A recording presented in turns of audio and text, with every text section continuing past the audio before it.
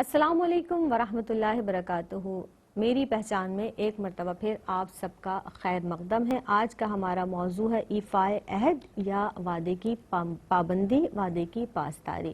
اس تعلق سے آج گفتگو کی جا رہی ہے اور مہمان شخصیات ہمارے اسٹوڈیو میں تشریف فرما ہیں۔ سب سے پہلے تشریف رکھتی ہیں ڈاکٹر زنیرہ عنبر صاحبہ اور ان کے ساتھ تشریف رکھتی ہیں طیبہ رزاق صاحبہ۔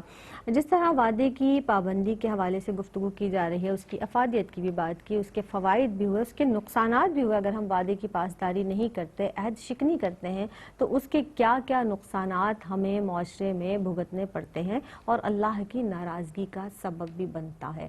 یہ بتا دیجئے ڈاکٹر صاحبہ کہ جس طرح قرآن کریم میں اللہ تعالیٰ نے ہمیں وعدہ پورا کرنے کا حکم دیا ہے، اب یہ ارشاد فرمائی کہ اسی طرح اللہ تعالیٰ نے قرآن کریم میں اپنے وعدے کا بھی ذکر فرمایا ہے، جو وعدہ اللہ نے اپنے بندوں سے فرمایا ہے۔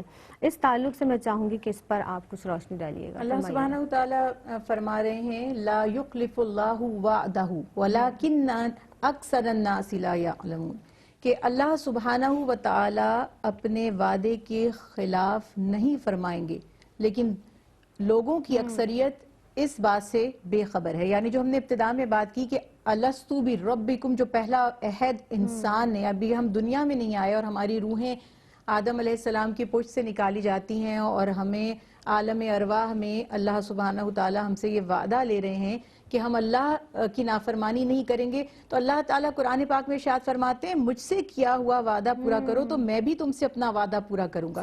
اب سوچنے کی بات یہ ہے کہ اللہ ہمارے پابند نہیں ہے، اللہ سبحانہ وتعالی تو خالق ہیں، مالک ہیں اور سارا کا سارا اختیار ان کا ہے۔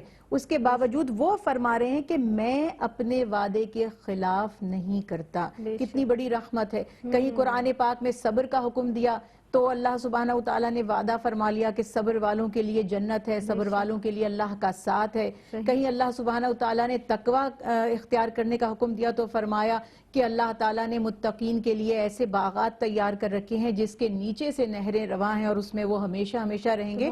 تو اللہ کا وعدہ ہم سے یہ ہے کہ اگر ہم اس کی اطاعت کریں گے، اس کی عبادت کریں گے اور اس کے ساتھ کسی کو شریک نہیں ٹھہرائیں گے تو اللہ سبحانہ وتعالی جو جانے انجانے میں ہم سے کوتاہیاں ہوتی ہیں، ہمارے اعمال میں کوئی کمی رہ جاتی ہے، کوئی نقص رہ جاتا ہے، تو اللہ اپنی رحمت سے اسے معاف فرما کر ہماری مغفرت فرما دیں گے۔ اب کبھی کبھی ذہن میں سوال یہ آتا ہے کہ اگر ہم سب کام اللہ کی رضا کے مطابق کرتے ہیں تو پھر تو ہمیں جنت ملنی ہی ہے، پھر اس میں کون سی بڑی ہم پر عنایت ہو گئی۔ لیکن بات یہ ہے کہ انسان اپنی پیدائش سے لے کر موت تک بہت سے ایسے معاملات میں جانے انجانے میں مبتلا ہوتا رہتا ہے، اس سے بہت سی لغزشیں ہو جاتی ہیں، اس سے بہت سی کوتاہیاں ہو جاتی ہیں۔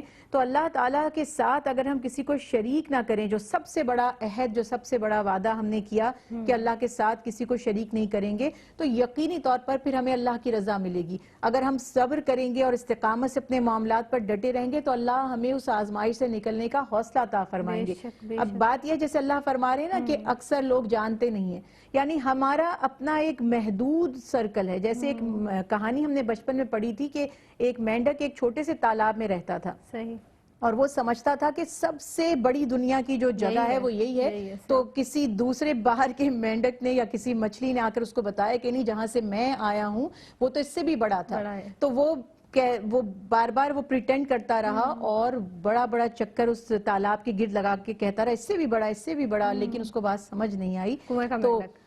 تو بات کنویں کا مینڈک، جس سے یہ محاورہ بن گیا کہ اس کو لگتا ہے دنیا کی سب سے بڑی جگہ یہی ہے۔ تو ہمارا بھی یقین جانیے کہ کچھ ایسا ہی حال ہے کہ ہماری سوچ بہت محدود ہے اور ہم کامیابی کو اور رحمت کو اور اپنی خوشی کو بہت محدود سرکل پہ دیکھتے ہیں۔ ہم جب کسی تکلیف میں مبتلا ہو جاتے ہیں تو ہمیں لگتا ہے بس فوراً یہ تکلیف دور ہو جائے تو اس کا مطلب اللہ ہم سے راضی ہے۔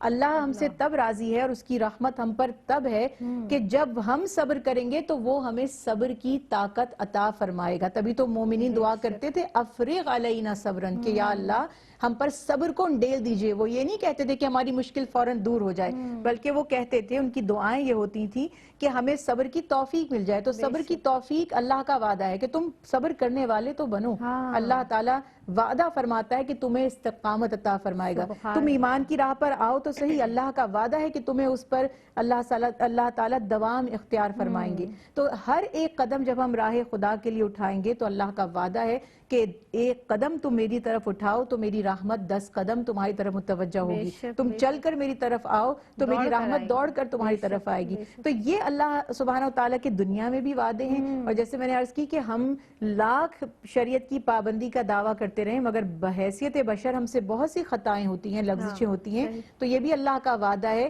کہ اگر تم کبائر سے بچو گے، کبیرہ گناہوں سے بچو گے تو اللہ سبحانہ وتعالیٰ تمہارے صغیرہ گناہوں کو اپنی رحمت سے معاف فرما دیں گے، اور باقی جو کسر رہ جائے گی وہ پیارے آقا محمد مصطفیٰ صلی اللہ علیہ وسلم کی شفاعت، وہ بھی ایک برحق وعدہ ہے کہ مومنوں کو شفاعت مصطفیٰ صلی اللہ علیہ وسلم نصیب ہوگی، یہ بھی اللہ کی عنایت ہے، اللہ نے آپ کو وہ مقام محمود عطا فرمایا۔